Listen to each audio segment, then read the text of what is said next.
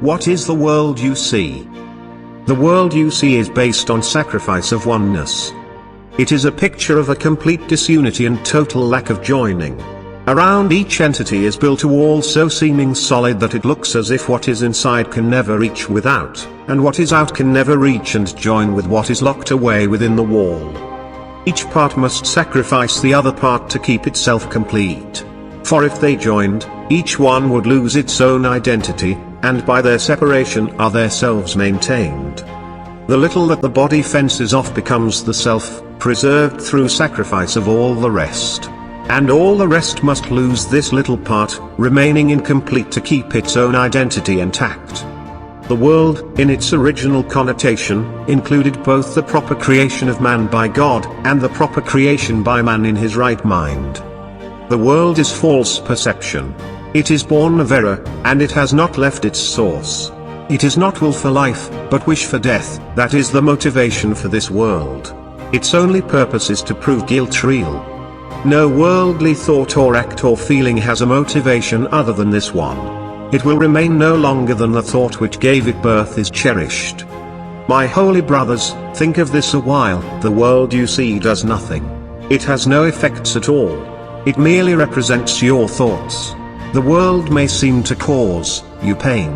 And yet the world, as causeless, has no power to cause. As an effect it cannot make effects. As an illusion it is what you will. Your idle wishes represent its pains. Your strange desires bring it evil dreams. Your thoughts of death envelop it in fear, while in your kind forgiveness does it live. No worldly thought or act or feeling has a motivation other than this one. These are the witnesses that are called forth to be believed, and lend conviction to the system they speak for and represent.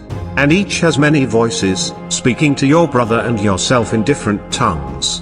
And yet to both the message is the same. When the thought of separation has been changed to one of true forgiveness, will the world be seen in quite another light, and one which leads to truth, where all the world must disappear and all its errors vanish. Now its source is gone, and its effects are gone as well. The world was made as an attack on God. It symbolizes fear. And what is fear except love's absence? Thus the world was meant to be a place where God could enter not, and where his Son could be apart from him. Here was perception born, for knowledge could not cause such insane thoughts. But eyes deceive, and ears hear falsely. Now mistakes become quite possible, for certainty has gone. The mechanisms of illusion have been born instead. And now they go to find what has been given them to seek. Their aim is to fulfill the purpose which the world was made to witness and make real. They see in its illusions but a solid base where truth exists, upheld apart from lies. Yet everything that they report is but illusion which is kept apart from truth. As sight was made to lead away from truth, it can be redirected. Sounds become the call of God. And all perception can be given a new purpose by the one whom God appointed Savior to the world. Follow his light and see the world as he beholds it. Hear his voice alone in all that speaks to you. And let him give you peace and certainty, which you have thrown away, but heaven has preserved for you in him. What have you done that this should be your world? What have you done that this is what you see? Deny your own identity and this is what remains. You look on chaos and proclaim it as yourself.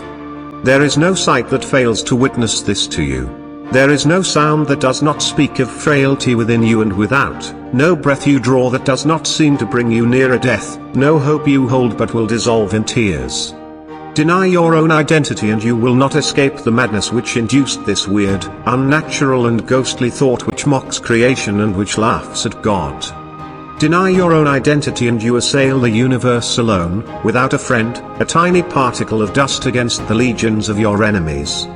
Deny your own identity and look on evil, sin and death. And watch despair snatch from your fingers every scrap of hope, leaving you nothing but the wish to die. Yet what is it except a game you play in which identity can be denied? You are as God created you. All else but this one thing is folly to believe. In this one thought is everything set free. In this one truth are all illusions gone. In this one fact is sinlessness proclaimed to be forever part of everything, the central core of its existence and its guarantee of immortality. Let us not rest content until the world has joined our changed perception. Let us not be satisfied until forgiveness has been made complete. And let us not attempt to change our function. We must save the world. For we who made it must behold it through the eyes of Christ, that what was made to die can be restored to everlasting life.